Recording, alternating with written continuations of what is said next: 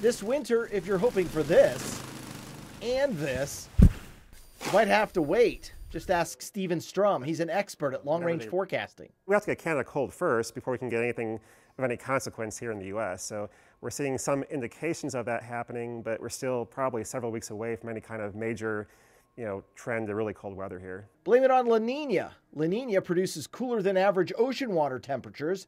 That changes weather patterns. This year's La Nina means a lot of warm days with occasional Arctic outbreaks in green country. So how does this happen? Well, think of it like road construction. It causes you to take a detour and miss the usual streets or the usual sights. Well, the same thing here. The storms get rerouted or have to take a detour. They'll eventually get there, but it could impact how warm it is or how much snow we have. This year, La Nina is creating two distinct winter weather patterns. So far, both are diverting the cold air away from Oklahoma.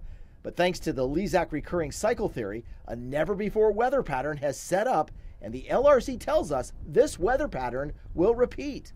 So this year, La Nina drives the weather ship. We use the LRC to track it, but we must watch other global influences. And if we apply the LRC, there is a chance we could get one, maybe two shots of bitterly cold air and a chance for snow. The cold air is there. It's over Russia, but the two dominant weather patterns must break down, allowing Arctic air to invade. And this could happen twice this winter. We do tend to see a lot of strong Arctic outbreaks during La Nina winters. You don't necessarily have a cold winter for the season as a whole, but you typically see those, a couple really strong Arctic outbreaks at some point during the season that give you those, really cold temperatures below 10 degrees.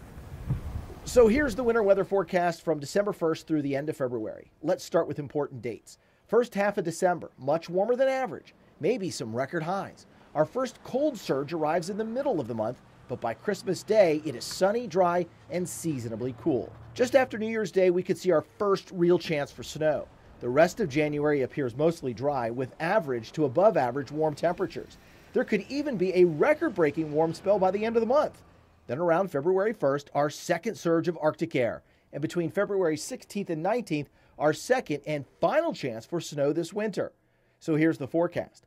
Warmer than normal, a very dry winter, below average precipitation, and likely less than 5 inches of snow. Tulsa averages 9 inches of snow every year. And it looks like for the second straight year, the temperature will not drop below zero.